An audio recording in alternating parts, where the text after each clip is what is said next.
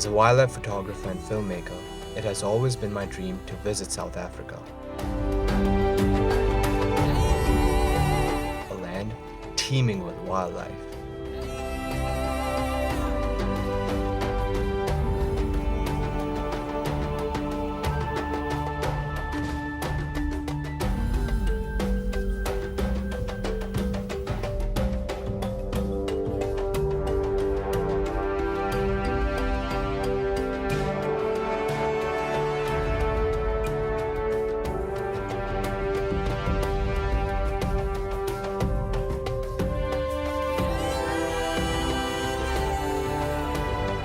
In this journey, my goal is to find one of the most iconic animals in the world, the apex predator and king of the African savanna, the lion.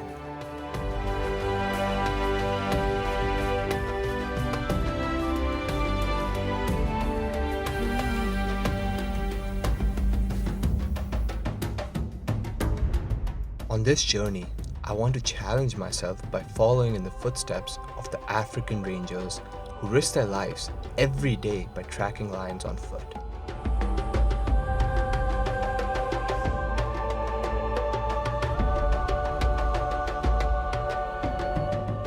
My first step on this epic journey is to meet up with Justin Bean, owner of the Schotia Game Reserve in the Eastern Cape of South Africa, to learn about the importance of foot patrols.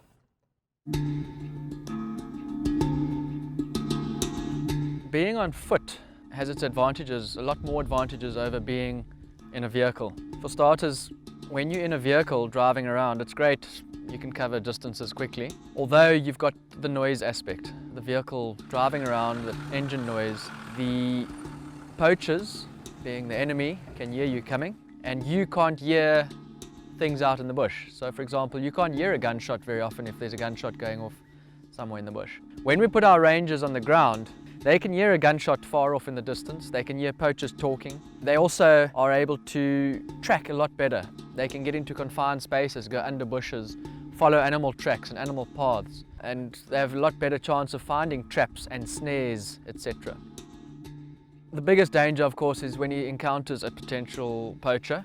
Our rangers try not to shoot when they see the person. They've got to now work out who this person is and try to just make an arrest. But of course, it's not always that easy because the poacher might end up shooting at them first. So they've got to be very ready for the situation. Also, there might be ambush. They'll be walking around in the bush and these guys will just be waiting for them. But it's not just people, it's animals as well. So lions, elephants, buffalo, rhino, all these big dangerous animals that they're walking around with could be potentially very dangerous for these guys. After talking to Justin, I meet up with Dale, who's an experienced ranger and an expert tracker. Hi, good morning, Sia. Welcome to Schotia. My name is Dale. I'll be looking after you. Nice to meet you, Dale. As you discussed with Justin, we're going to be going out on foot patrol today. We're going to be looking for our lions. They were last seen a few kilometers from here. I just want to get my rifle and binoculars and we can start heading off. So, Suyash, you might be wondering why we're carrying a rifle around with us on a reserve like this. One of the main reasons, or the main reason for us carrying a rifle around with us, for potential poachers, guys giving us a bit of problems with our animals. So yeah, obviously we want to apprehend guys like that, and then also for the potential dangerous animals that we got on the reserve. Not that we're going to use it, but if something does happen.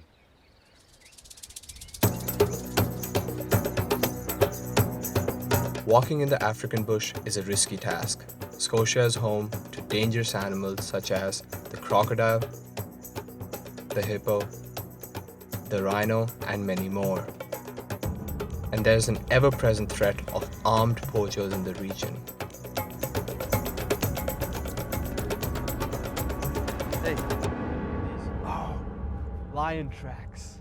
Within an hour of being out in the bush, we find our first signs of lions and bend down to take a closer look. Looking at the track, we've got a bit of dirt that's come into the track, little grass pieces and soil. It's given the wind a bit of time to blow through all this stuff into this track, which tells you exactly straight away that it's not a very fresh track. Also, if you look at the side parts of the track, they are still nice and raised. We are also on a road, so another vehicle hasn't come through here yet. Not very fresh, possibly earlier this morning, while we were on the side of the reserve, they were walking through here. So in India, how we decide if it's a male or a female is we take these two fingers, put it next to the track, and anything in between this frame is a female's paws, and anything outside these frames is a male's paws. Is that the same way it works with the lion? To me, it seems like it's like a female out here. I'd have to agree with you. You use very similar sort of measurements here in South Africa. Obviously, a bigger, squarer track would indicate a male. Looking at this one, a bit of a smaller sort of track, very easy that it's a female that's left this mark. But if we look very closely also, we've got a wideish track, and it's very possible that we've got another younger male that's been walking through here. We follow the pug marks off the road and into thick bush.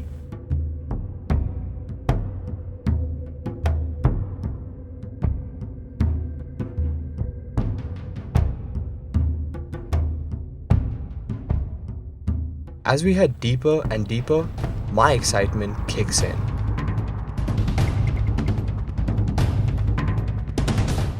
However, we seem to have lost the tracks and decide to come out of the bush.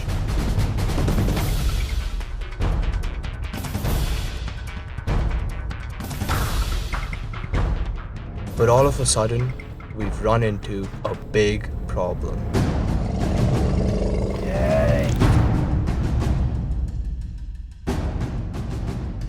We've caught an elephant by surprise, and he's not happy. And I'm too far away from Dale to walk away safely. Slowly, I move in behind Dale. And suddenly, the elephant charges again.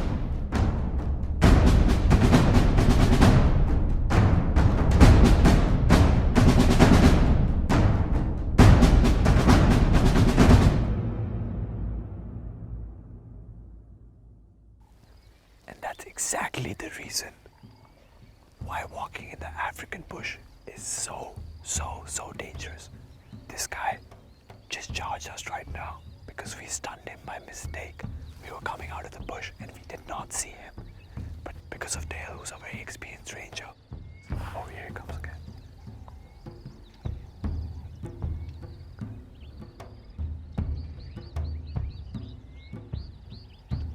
Yeah, he's not happy with us. But right now, we cannot move, because if we move, he's gonna get even more angry. So we're gonna wait, stay our ground, and hopefully he goes that way, and we'll slowly move that way. Elephants are gentle giants, but if you do catch one by surprise, chances are it will defend itself. As the elephant turns away, we slowly retreat.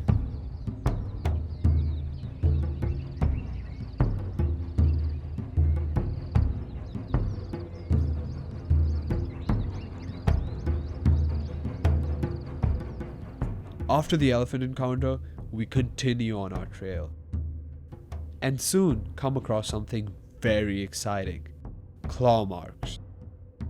Nice and fresh. You can still see you've got a bit of sap coming out of the tree there. Yet you can see how deep it's gone in there. She scratches in with her claws, mainly used for sharpening their claws. So got a few pug marks and that over here. We seem to be on the right trail at the moment.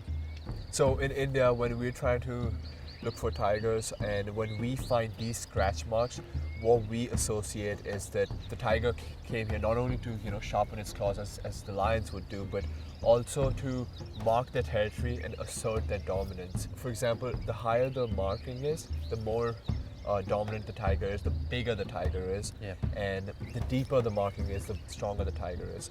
Is there something similar for the lions as well? Not necessarily, not particularly used as you would in India for tigers with that high up scratch mark. This is just basically used scratching in, sharpening the claws. I've never seen claw marks as fresh as this. There are clear signs of recent lion activity, and my excitement is at fever pitch as we resume our quest for the lions. I can feel myself getting closer and closer to the goal. Wait. Do you hear that? Oh, it's a roar. Sounds just like a male lion roaring. It's nice and close. So let's keep our eyes open and yeah, let's keep heading this way. We're getting really close. Wow.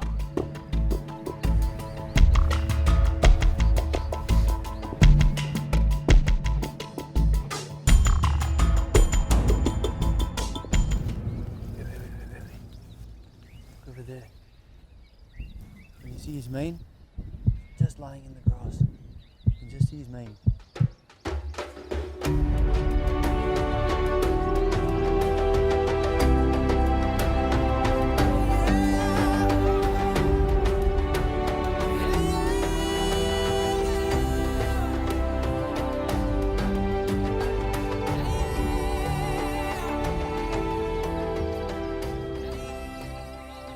It's always been my dream to spot a lion.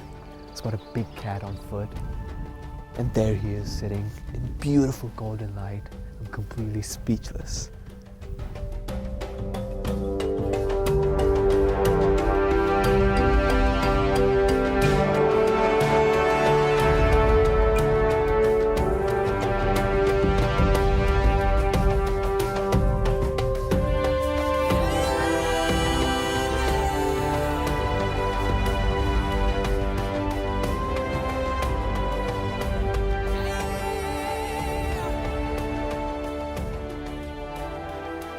My time in South Africa has been incredible.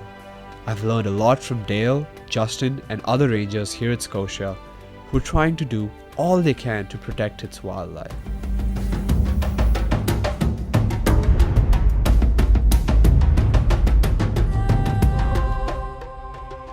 I'm taking back skills and memories that will last a lifetime.